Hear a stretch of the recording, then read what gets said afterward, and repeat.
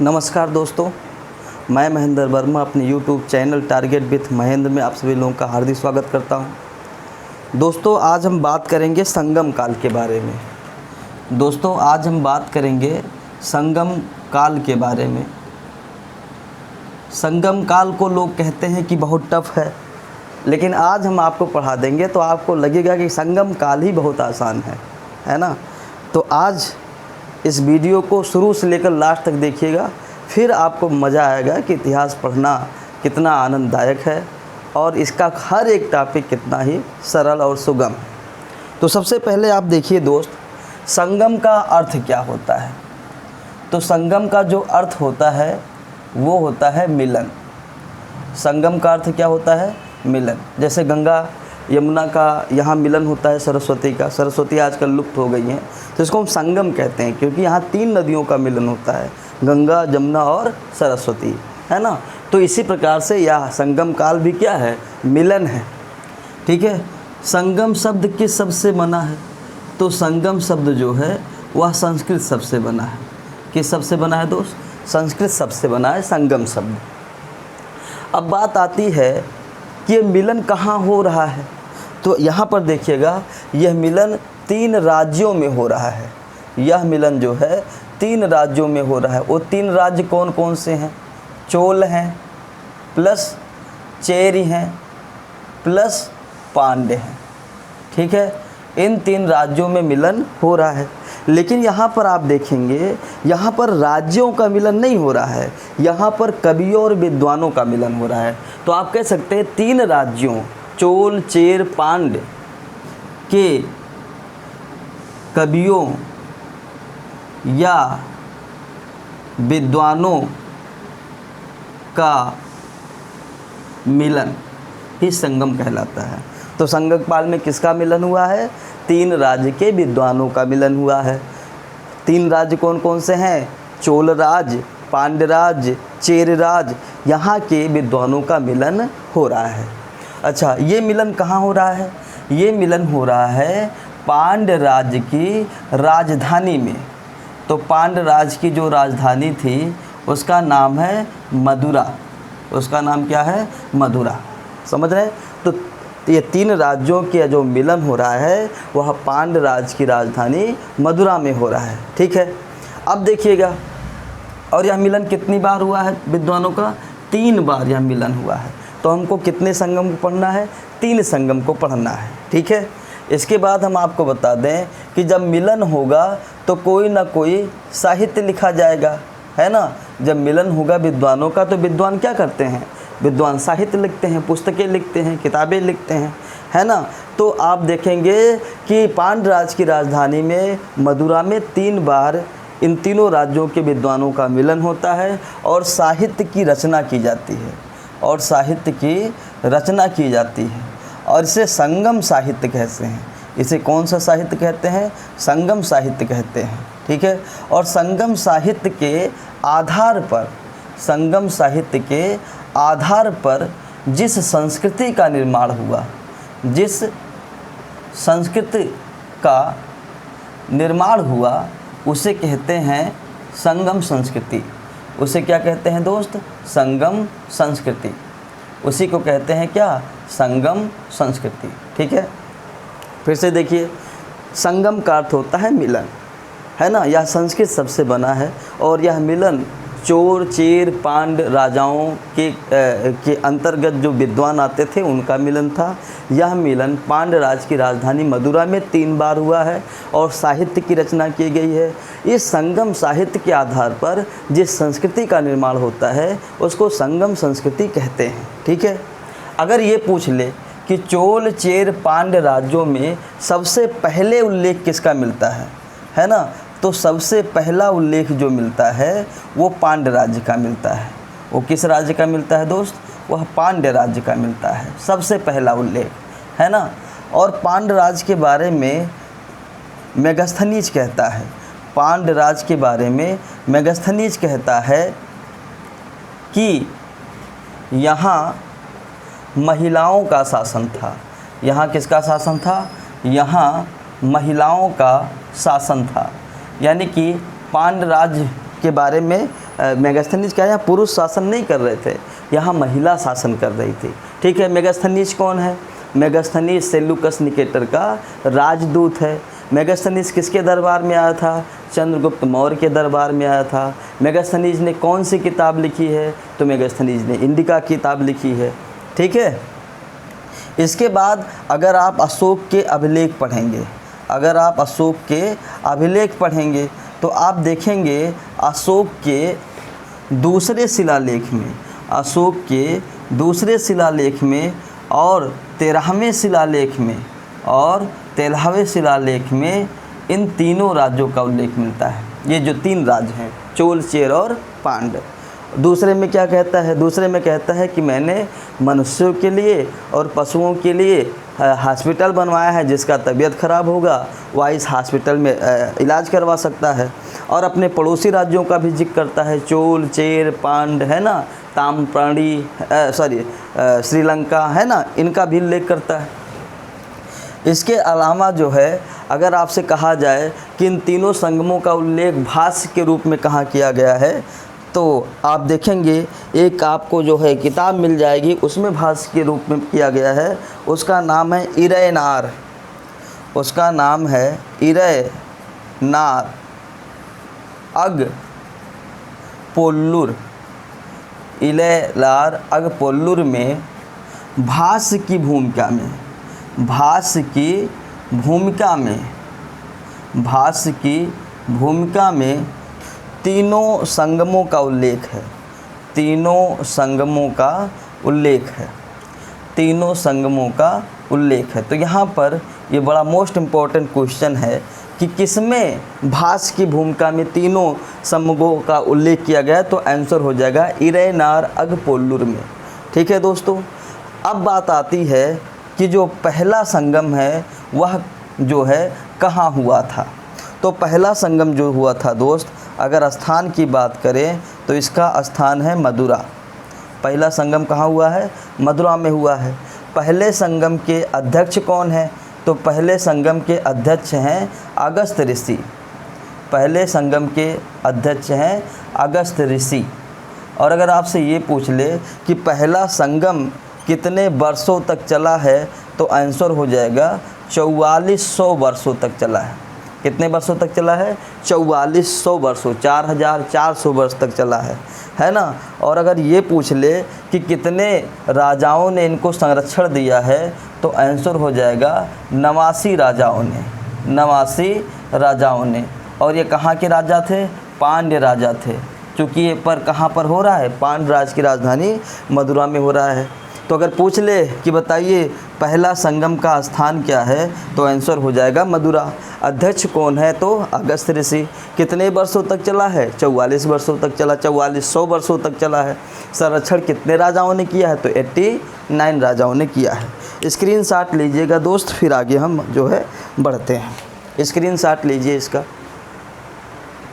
ठीक है, ले लिया स्क्रीनशॉट, ओके।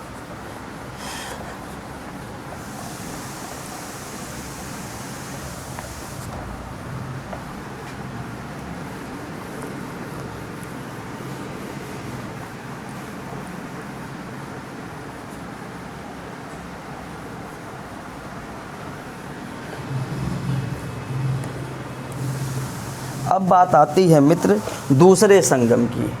अब बात आती है दूसरा संगम कब हुआ है। ठीक है, तो डेट नहीं मिलता है, स्थान मिलता है। तो दूसरा संगम जिस स्थान पर हुआ है उसका नाम है अलवे, उसका नाम है अलवे या कपाटपुरम। उसका नाम है अलवे या कपाटपुरम। अगर दूसरा संगम किस स्थान पर हुआ है? अलवे या कपाटपुरम में। अगर पूछ ले कि दूसरे संगम के अध्यक्ष कौन थे, तो दूसरे संगम के अध्यक्ष थे अगस्त्य ऋषि। दूसरे संगम के अध्यक्ष थे अगस्त्य ऋषि। और अगस्त्य ऋषि के बाद जो है कौन अध्यक्षता किया है, तो उसको भी लिख लीजिए। अगस्त्य ऋषि के बाद किसने अध्यक्षता किया है, तो आंसर हो जाएगा तोलकप्पियर। अध्यक्ष क्या हो जाएगा? तोलकप्पियर। समझ रहे हैं? जब दूसरा संगम का अध्यक्ष बनाया गया, सबसे पहले अगस्त्य ऋषि को बनाया गया, है ना। उसके बाद किसको बनाया गया? तोलकाप्पियर को। अब यहाँ पर ये बात समझ में नहीं आती है कि 4400 वर्ष तक पहले चला है और 4400 वर्ष के बाद फिर ये चल रहा है, तो क्या अगस्त्य ऋषि 4400 वर्षों तक जीवित थे, इसके बाद भी जीवित थे? लेकिन अगर किताबों में ऐसा उल्लेख किया गया है तो लिखना पड़ेगा, है ना। इसके पहले अध्यक्ष कौन थे? अगस्त्य ऋषि, और दूसरे कौन थे? तोलकाप्पियर। अगर बात ये किया जाए कि कितने वर्षों तक चला है, तो यह चला है 3700 वर्षों तक, है ना। अगर पूछ लिया जाए कि आप ये बताइए कि कोई जो है ग्रंथ मिलता है, तो ये ग्रंथ मिलता है और उसका नाम है तोलकाप्पियम। उसका नाम है तोलकाप्पियम। और तोलकाप्पियम की रचना किसने किया है? तोलकाप्पियर ने। पहले संगम में कोई साहित्य मिला था? कोई साहित्य नहीं था, लेकिन दूसरे संगम में साहित्य मिलता है और उस साहित्य का नाम है तोलकाप्पियम। अब बात आती है दोस्त कि तीसरा संगम कब हुआ है ना, और तीसरा संगम किस स्थान पर हुआ है? तो तीसरा संगम आप देखेंगे उत्तरी मदुरै में हुआ है, उत्तरी मदुरा में हुआ है। अब यहाँ पर देखिए कन्फ्यूजन होता है, पहला संगम भी मदुरा में हुआ है और तीसरा संगम भी मदुरा में हुआ है, लेकिन तीसरा संगम उत्तरी मदुरा में हुआ है ना। तो उत्तरी शब्द आप याद रखिएगा। और अगर ये पूछ ले कि इसके अध्यक्ष कौन थे, तो इसके अध्यक्ष जो थे वो थे, क्या कहते हैं कि नक्कीरर। ये थे नक्कीरर थे, ठीक है। अच्छा, यहाँ पर दूसरे संगम का हमने संरक्षण भूल गया था। दूसरे संगम में 59 राजाओं ने संरक्षण दिया था। 59 राजाओं ने क्या दिया था? संरक्षण दिया था, है ना। वो भी कौन से राजा थे? पांड्य राजा थे। कौन से राजा थे? पांड्य, ठीक है। अगर तीसरे में संरक्षण की बात करें कि कितने राजाओं ने संरक्षण दिया है, तो 49 राजाओं ने संरक्षण दिया है। कितने राजाओं ने? 49 राजाओं ने संरक्षण दिया है, और ये सारे के सारा राजा पांड्य राज्य थे। तो फिर से देखते हैं, दूसरा संगम स्थान है अल्वे या कपाटपुरम। अध्यक्ष है अगस्त्य ऋषि, बाद में अध्यक्ष बनाया गया तोलकाप्पियर को। दूसरे संगम के में कितने राजाओं ने संरक्षण दिया है? तो 59 राजाओं ने। और ग्रंथ कौन सा लिखा गया है? तोलकाप्पियम। तीसरा संगम का स्थान क्या है? उत्तरी मदुरै। अध्यक्ष कौन है? नक्कीरर। और कितने राजाओं ने संरक्षण दिया? 49। एक कम 50 राजाओं ने इसको संरक्षण दिया है। अब हम बात करेंगे संगम साहित्य की। अब हम बात करेंगे संगम साहित्य की। तो संगम साहित्य किसे कहते हैं? ठीक है, तो वह साहित्य जिससे दक्षिण भारत के इतिहास की जानकारी मिल जाए, उसी को क्या कहते हैं? संगम साहित्य। संगम साहित्य किसे कहते हैं? जिससे दक्षिण भारत के इतिहास की जानकारी हमको मिल जाए, वही साहित्य संगम साहित्य है। अब बात आता है कि संगम साहित्य जो है किस भाषा में लिखा गया है? तो संगम साहित्य जो है वह तमिल भाषा में लिखा गया है। किस भाषा में लिखा गया है दोस्तों? तमिल भाषा में लिखा गया है। तो सबसे पहले दूसरे संगम में जो हमें साहित्य मिला है उसके बारे में हम जिक्र कर लेते हैं। तो सबसे पहले हम बात करेंगे तोलकाप्पियम के बारे में। और अगर तोलकाप्पियम के हम लेखक की बात करें, तो तोलकाप्पियम के लेखक हैं तोलकाप्पियर। अब सबसे पहले पूछता है कि इसका विषय क्या है, किस चीज़ की जानकारी आपको तोलकाप्पियम से मिलती है? तो सीधा आंसर हो जाएगा, तमिल व्याकरण की जानकारी मिलती है। किसकी जानकारी मिलती है हमको? तमिल व्याकरण की जानकारी मिलती है। कभी कभी लोग गलती कर देते हैं, पूछ लेता है तोलकाप्पियम का विषय है इतिहास, राजनीति शास्त्र, भूगोल, है ना, या तमिल व्याकरण। तो इसका जो राइट आंसर हो जाएगा वो क्या हो जाएगा? तमिल व्याकरण लिखा गया है। इसके अलावा इसमें जो है 8 प्रकार के विवाहों का भी वर्णन है। कितने प्रकार के विवाह के? 8 प्रकार के विवाह का वर्णन है। मनु स्मृति में भी कितने प्रकार के विवाहों का वर्णन है? 8 प्रकार के विवाहों का वर्णन है।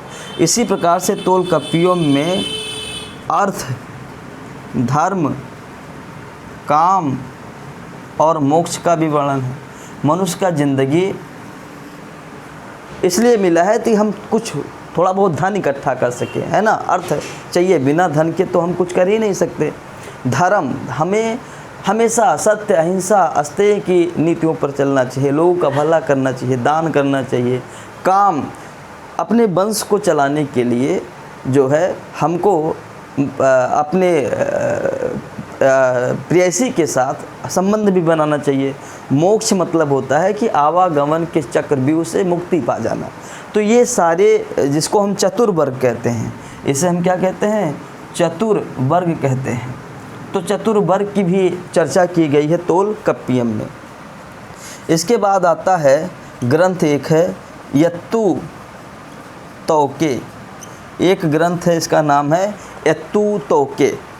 इसको हम कहते हैं अष्ट संग्रह, इसको हम कहते हैं अष्ट संग्रह। यत्तु तोके किस संगम का ग्रंथ है? तो यह तीसरे संगम का जो है, यह तीसरे संगम का पहला ग्रंथ है। यह तीसरे संगम का पहला ग्रंथ है, ठीक है। तो तीसरे संगम का पहला ग्रंथ कौन है? यत्तु तोके। यत्तु तोके मतलब क्या होता है? अष्ट संग्रह। अष्ट संग्रह मतलब क्या होता है? 8 लंबी लंबी कविताएं। अष्ट संग्रह मतलब क्या हो गया? 8 लंबी लंबी कविताएं। यानी कि यत्तु तोके अष्ट संग्रह में जो है 8 लंबी लंबी कविताओं का जिक्र किया गया है। पूछता है इसका कौन कौन सा भाग आप जानते हैं? तो इसका 2 भाग बहुत इम्पोर्टेंट है। अहनानुर एक भाग है और दूसरा जो भाग है वो है पुरनानुर। ये 2 भाग बड़े इम्पोर्टेंट। क्वेश्चन पूछता है कि अहनानुर और पुरनानुर किस किताब का भाग है? तो आंसर क्या हो जाएगा? यत्तु तोके। तो इसको लिखिए, इसका क्या कहते हैं, स्क्रीनशॉट लीजिए, फिर आगे बढ़ते हैं दोस्त। स्क्रीनशॉट लीजिए, फिर आगे बढ़ते हैं मित्र।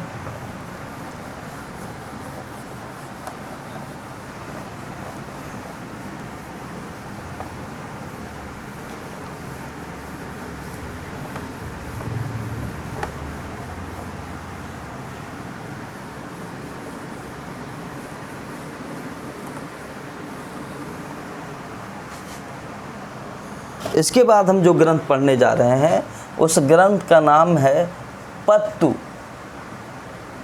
पातु।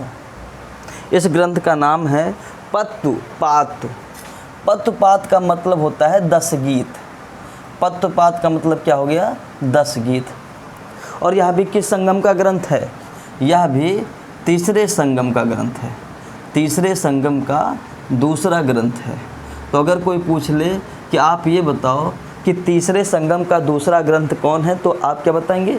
पत्तु पातु मतलब 10 गीत। यानी कि इसमें 10 गीतों का वर्णन है। 10 गीतों का वर्णन है, ठीक है। और इसका सबसे फेवरेट भाग है, इसका सबसे सुंदर भाग है, उसका नाम है पत्तिन पालय। उसका नाम है पत्तिन पाले। और पत्तिन पाले का अगर लेखक पूछ ले कि इसका राइटर कौन है पत्तिन पाले का, तो पत्तिन पाले का जो राइटर है उसका नाम है रुद्रन कन्नार। उसका नाम क्या है दोस्त? रुद्रन कन्नार। पत्तिन पाले में क्या लिखा गया है? पत्तिन पाले में लिखा गया है चोल शासक कार्यकाल के बारे में। चोल शासक कार्यकाल के बारे में जो है लिखा गया है। अब कार्यकाल के बारे में क्या लिखा गया है? लिखा ये गया है कि कार्यकाल ने कावेरी नदी के तट पर, कावेरी नदी के तट पर जो है नगर बसाया। कावेरी नगर बसाया। अब उस नगर का क्या नाम है? पुहार। और पुहार को ही एक नाम और दिया गया है कावेरी पत्तनम। एक नाम और दिया गया है क्या? कावेरी पत्तनम। तो ये क्वेश्चन पूछा जा सकता है कि बताइए कावेरी नदी के तट पर पुहार या कावेरी पत्तनम नामक नगर किसने बसाया है? तो चोल शासक कार्यकाल ने बसाया है। किसने बसाया है? चोल शासक कार्यकाल ने बसाया है। ठीक है। और इसी कार्यकाल ने रुद्रक करनाल को 16 लाख स्वर्ण मुद्राएं दी थी। ये भी क्वेश्चन पूछा जाता है, ठीक है, कि रुद्रन कन्नार को किसने 16 लाख स्वर्ण मुद्राएं दी थी। तो रुद्रन कन्नार को कार्यकाल ने 16 लाख स्वर्ण मुद्राएं दी थी, ठीक है। अब हम पढ़ेंगे तीसरा ग्रंथ, तीसरे संगम साहित्य का तीसरा ग्रंथ, और उसका नाम है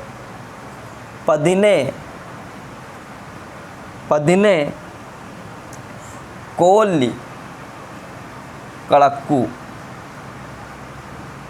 उसका नाम है पदिने कोल्ली कड़क्कू। एक ही है, मैंने 3 पार्ट में कर दिया है। पदिने कोल्ली कड़क्कू, पदिने कोल्ली कड़क्कू, ठीक है। यह जो है ग्रंथ है, यह तीसरे संगम का तीसरा ग्रंथ है। यह तीसरे संगम का तीसरा ग्रंथ है। और इसमें जो है आप देखेंगे 18 गीत है। इसमें कितने गीत हैं?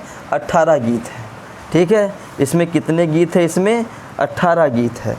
अब ये पूछ ले कि पदिने कोल कड़क्कू का पहला भाग कौन सा है। तो पदिने कोल कड़क्कू का पहला भाग नलदियर है। पहला भाग क्या है? नलदियर है। नलदियर में क्या लिखा गया है? सदाचार परक कविताएं लिखी गई हैं। सदाचार परक क्या लिखी गई हैं? कविताएं लिखी गई हैं। वैसे केवल नलदियर में ही नहीं, पूरे पदिने कोल कड़क्कू किताब में सदाचार परक कविताएं ही लिखी गई हैं। नलदियर में जो पहला चीज़ आपको मिलता है उसमें कहा गया है कि मूर्ख से मिलने क्या अच्छा है, मूर्ख से मिलने से अच्छा है, मूर्ख से मिलने से अच्छा है कि वे आपसे घृणा करें, वे आपसे घृणा करें, ठीक है। आप चाहते हैं कोई मूर्ख आपसे मिले तो आप मत चाहिए कि मूर्ख आपसे मिले, बल्कि भगवान से आप ये प्रार्थना करें कि वो मूर्ख आदमी आपसे घृणा करे, क्योंकि वह आपकी बातों को कभी समझ नहीं पाएगा। आप उसको जितना समझाने की कोशिश करेंगे वो उतना आपसे उलझता जाएगा। तो इसीलिए नलदियर में कहा है कि मूर्खों से दूर रहिए, तभी आपके सेहत के लिए अच्छा रहेगा, है ना। दूसरा पॉइंट इसमें क्या दिया गया है? दूसरा पॉइंट ये दिया गया है कि अत्यधिक प्रशंसा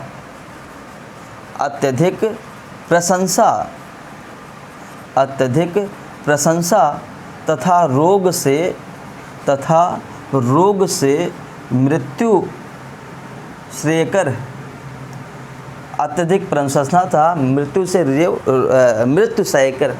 अगर कोई व्यक्ति आपकी हद से ज़्यादा प्रशंसा कर रहा है तो वो आपके लिए सही नहीं है, क्योंकि वह अब आपकी चाटुकारता कर रहा है। और इतिहास गवाह है, चाटुकार व्यक्ति ने कभी किसी का भला नहीं किया है।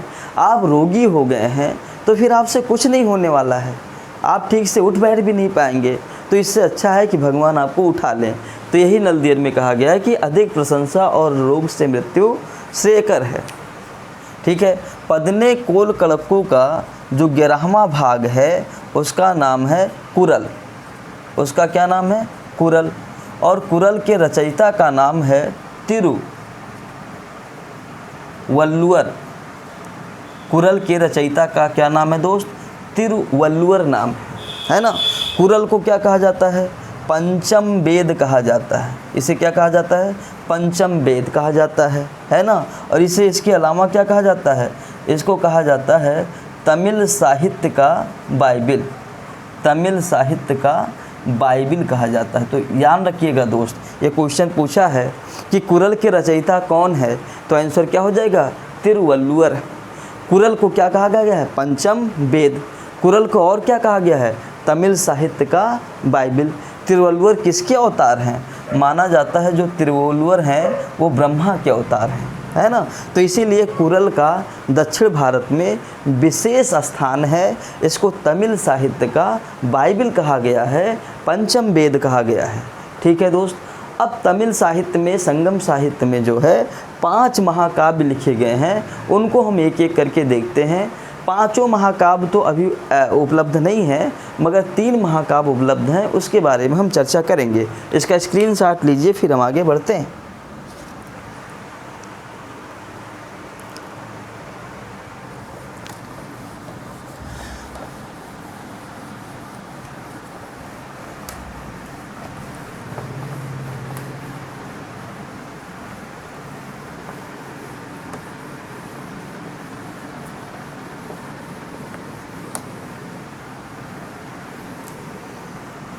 अब देखिएगा दोस्त, संगम साहित्य का महाकाव्य की हम बात कर रहे हैं, ठीक है। जैसे उत्तर भारत में भी तो महाकाव्य लिखे गए हैं, वैसे दक्षिण भारत में भी महाकाव्य लिखे गए हैं। उत्तर भारत के महाकाव्य कौन कौन से हैं? रामायण है, महाभारत है ना, ये सब महाकाव्य है। रघुवंशम है, कुमार संभवम है, ये सब महाकाव्य है। उसी प्रकार से संगम साहित्य यानी कि दक्षिण भारत में भी महाकाव्य लिखे गए हैं। संगम साहित्य का जो पहला महाकाव्य मिलता है उसका नाम है शिलापद्यकारम।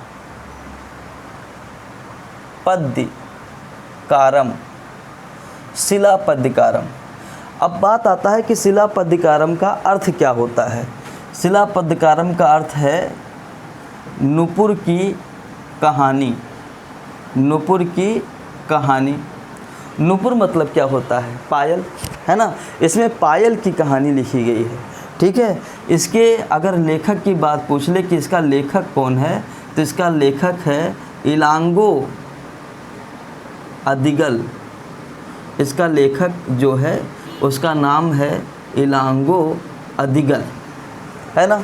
और अगर पूछ ले कि शिलापद्यकारम कौन सा ग्रंथ है, तो इसका राइट आंसर हो जाएगा कि शिलापद्यकारम जो है जैन ग्रंथ है, ठीक है। इलांगो अदिगल जो है जैन धर्म का अनुयायी था, ठीक है। पूछा जाता है कि संगम साहित्य का जो है या संगम महाकाव्य का इलियट किसे कहा जाता है? संगम महाकाव्य का इलियट किसे कहा जाता है? तो किसे कहा जाता है? शिलापद्यकारम को। किसे कहा जाता है? संगम जो है शिलापद्यकारम को जो है इस संगम महाकाव्य का क्या कहा जाता है? इलियट कहा जाता है। इलियट एक अंग्रेजी किताब है, यूरोप की किताब है। इलियट से तुलना की गई है जो है शिलापद्यकारम की, ठीक है। अब हम ये जानेंगे शिलापद्यकारम का जो है नायक कौन है। तो इस कहानी का जो नायक है उसका नाम है कोवलन। इस कहानी का जो नायक है उसका नाम है कोवलन। और कोवलन जो है एक व्यापारी है। कोवलन क्या है? एक व्यापारी है। और ये जो कोवलन व्यापारी है यह कावेरी पत्तनम में व्यापार करता है। कहाँ व्यापार करता है? कावेरी पत्तनम में जो है व्यापार करता है कोवलन। और कोवलन का जो विवाह होता है, कोवलन का जो विवाह होता है वह भी एक व्यापारी की पुत्री के साथ होता है, और उसका नाम है कणगी। और उसका क्या नाम है दोस्त? कणगी। लेकिन कोवलन एक मंचिला टाइप का युवक था, है ना। अपनी पत्नी से तो प्रेम करता ही था, और भी लोगों से प्रेम करने की उसके अंदर लालसा थी। और उस समय की जो सबसे खूबसूरत वेश्या थी, उस खूबसूरत वेश्या का नाम था माधवी। उस खूबसूरत वेश्या का नाम था माधवी। और माधवी से भी कोवलन क्या करने लगा? प्यार करने लगा। और वेश्या होती है, उसको पैसे से मतलब होता है। तो माधवी ने जो है कोवलन का बहुत शोषण किया। और एक समय ऐसा आया कि कोवलन दाने दाने के लिए परेशान हो गया, है ना। राजू श्रीवास्तव की एक कॉमेडी है, बम्बई में एक भिखारी भीख मांग रहा था। उसने कहा बाबू 10 रुपये दे दो, गर्लफ्रेंड से बात करना है ना। तो लोगों ने पूछा अरे भिखारी होकर गर्लफ्रेंड से बात करते हो, है ना। तो उसने कहा कि जो है मैं पहले भिखारी नहीं था, गर्लफ्रेंड ने मुझे भिखारी बना दिया। तो उसी प्रकार से देखिए माधवी ने कोवलन को भिखारी बना दिया, जो कि एक बहुत बड़ा व्यापारी था। तो फिर कोवलन जो है कणगी से मिलकर कहता है मेरी धर्म पत्नी मैं तो कंगाल हो गया हूँ, मुझे समझ में नहीं आ रहा है कि मैं क्या करूँ। तो कणगी कहती है कि हम आपकी मदद करेंगे, लेकिन जब आप कावेरी पत्तनम छोड़ देंगे तब। तो आप देखेंगे कि कणगी प्लस कोवलन, कलगी प्लस कोवलन जो है कावेरी पत्तनम से जो है मदुरा चले जाते हैं। कहाँ चले जाते हैं? मदुरा चले जाते हैं। और यहाँ पर कणगी जो है अपना पायल देती है बेचने के लिए। और किसको बेचने के लिए पायल देती है? कोबलन को। कहती है मैं पायल दे रही हूँ, इसको बेच करके तुम फिर से अपना बिजनेस शुरू करो। और जब कोबलन इसको बेचने जाता है तभी वहाँ के राजा के सैनिक इसे बंदी बना लेते हैं। इसे चोर समझकर बंदी बना लेते हैं। इसे चोर समझकर पकड़ लेते हैं और राजा इसे जो है मृत्युदंड की सज़ा देता है। राजा इसे मृत्युदंड की सज़ा देता है। वजह ये थी कि यहाँ का जो राजा था उसके पत्नी का पायल गायब हो गया था और कणगी की जो पायल है उस राजा के पत्नी के पायल के जैसा दिखता था। तो राजा ने इसको चोर समझकर इसको मृत्युदंड की सज़ा दे दिया। बाद में कणगी ने अपने साक्ष्यों के आधार पर कोबलन को निर्दोष साबित कर दिया। लेकिन अब निर्दोष साबित करने से क्या फ़ायदा? कोबलन को तो फांसी हो गई थी, कोबलन मर गया था। लेकिन ये जो पांड्य राजा, मदुरा का जो पांड्य राजा था, उसका नाम है नेदुजेलियन। और नेदुजेलियन को इतना ज़्यादा तकलीफ़ हुई कि उसका सिंहासन पर ही, नेदुजेलियन का सिंहासन पर ही आप देखेंगे मृत्यु हो गई, है ना। तो इसलिए मृत्यु हो गई क्योंकि वह सोच नहीं पा रहा था कि मैंने अगर फैसला सुनाया मृत्युदंड का तो क्यों सुनाया, और एक निर्दोष व्यक्ति को हमने कैसे मृत्युदंड की सज़ा दे दी। और जब कणगी ने कोबलन को निर्दोष सिद्ध किया तो नेदुजेलियन की सिंहासन पर ही क्या हो जाती है? मृत्यु हो जाती है। और ये कहानी आपको कहाँ मिलती है? शिलापद्यकारम की। और ये कहानी किस पर आधारित है? एक पायल पर, है ना। तो इसीलिए इसको क्या कहा गया है? नूपुर की कहानी। स्क्रीनशॉट लीजिए दोस्त इसका, फिर मिटा देते हैं। स्क्रीनशॉट लीजिए फिर मिटा देते हैं।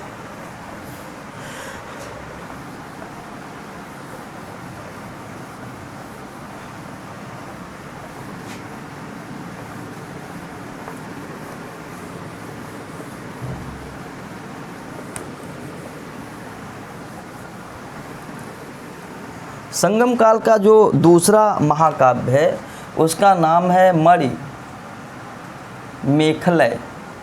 उसका नाम है मणिमेखलय। मणिमेखलय का अर्थ होता है मणियों युक्त कंगन। मणियों युक्त कंगन, है ना। ये कंगन है जिस पर क्या जड़ा गया है? मणि जड़ा गया है ना। अब बात आती है कि मणिमेखले का लेखक कौन है? मणिमेखले का लेखक कौन है? तो इसका लेखक है शीतलय सतनार। इसका लेखक है शीतलय सतनार, ठीक है। अब यह बौद्ध ग्रंथ है। यह कौन सा ग्रंथ है? बौद्ध ग्रंथ है, ठीक है। यह कैसा ग्रंथ है? बौद्ध ग्रंथ है। मणिमेखले को दक्षिण भारत का क्या कहा जाता है? तो मणिमेखले को दक्षिण भारत का ओडिसी कहा जाता है। ये क्वेश्चन पूछा गया है कि मणिमेखले की तुलना यूरोप के किस किताब से की गई है? तो ओडिसी से की गई है ना। मणिमेखले की तुलना किससे की गई है? तो ओडिसी से की गई है।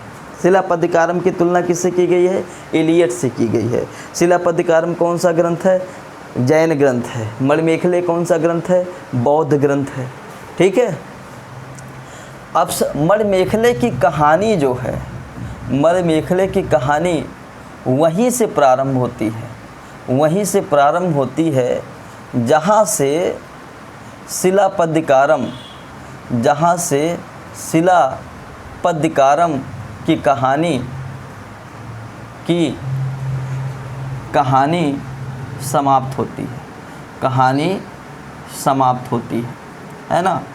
अब आप देखिएगा मणिमेखले में जो मणिमेखलय है, मणिमेखले महाकाव्य में जो मणिमेखलय है वह सबसे पहले हम ये जानने की कोशिश किसकी पुत्री है? तो यह कोबलन की पुत्री है। और कोबलन की एक प्रेमिका थी जिसका नाम है माधवी। और कोबलन माधवी की जो संजोग से लड़की पैदा हुई थी उसका नाम है मणिमेखले। वही माधवी जो एक वेश्या थी। संबंध भी बना लिया था शायद कोवलन ने। तो एक पुत्री पैदा हुई थी, उसका नाम है मणिमेखले। और ये इतनी खूबसूरत थी मणिमेखले जितनी कि माधवी खूबसूरत थी। तो मणिमेखले से जो है प्यार करता है। कहाँ का राजकुमार प्यार करता है? पांड्य राज्य का राजकुमार। पांड्य का राजकुमार जो है इससे प्यार करता है, प्यार करता है पांड्य का राजकुमार, है ना। और शादी का जो है शादी का प्रस्ताव रखता है इसके सामने। और काफ़ी उतार चढ़ाव आती है। मणिमेखले कभी कहते हैं कि हाँ आप मुझे पसंद हैं, हम आपसे शादी करेंगे। कभी आती है कहती है कि मुझे आप पसंद नहीं हैं, मैं शादी करना ही नहीं चाहती, है ना। और काफ़ी उतार चढ़ाव इन दोनों की लव स्टोरी में आया। और बाद में मणिमेखले आप देखेंगे बौद्ध भिक्षुणी बन जाती है। क्या बन जाती है? बौद्ध भिक्षुणी बन जाती है। और ये जो पांड्य राजकुमार है यह मणिमेखले को हासिल करने में सफल नहीं हो पाता है ना। और ये जो मणियों युक्त कंगन है यह मणिमेखले को जो है इसी ने दिया था। मणियों युक्त कंगन जो है आप देखेंगे कि पांड्य राजकुमार ने पहनाया था इसको। शादी करने के वास्ते प्यार करता ही था, लेकिन जो है मणिमेखले को शायद इसमें कोई इंटरेस्ट नहीं था, इसीलिए वह बौद्ध भिक्षुणी बन गई। संगम काल का जो तीसरा महाकाव्य है उसका नाम है जीवक। उसका नाम है जीवक चिंतामणि। उसका नाम है जीवक चिंतामणि। अब सबसे पहली बात आती है कि जीवक चिंतामणि का लेखक कौन है। तो जीवक चिंतामणि का जो लेखक है उसका नाम है तिरुवक्क। उसका नाम है तिरुवक्क देवर। उसका क्या नाम है दोस्त? तिरुवक्क देवर। और अगर ये पूछ ले कि जीवक चिंतामणि कौन सी ग्रंथ है, तो ये जैन ग्रंथ है। ये कैसा ग्रंथ है? ये जैन ग्रंथ है ना।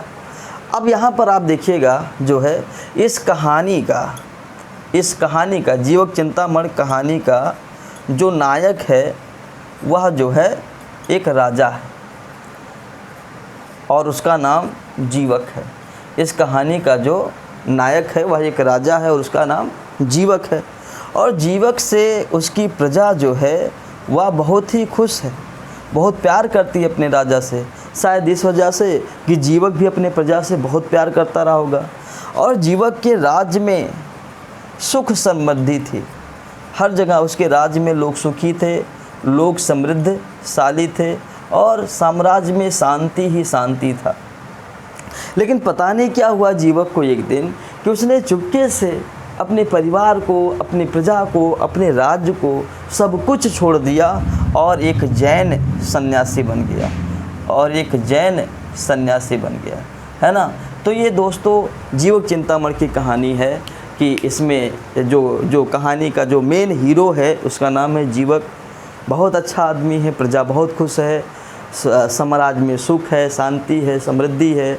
लेकिन एक दिन पता नहीं जैसे गौतम बुद्ध को पता नहीं क्या हुआ था, उनको संसार से मोह नहीं रह गया था, अपने माता पिता, अपने परिवार से मोह नहीं रह गया था।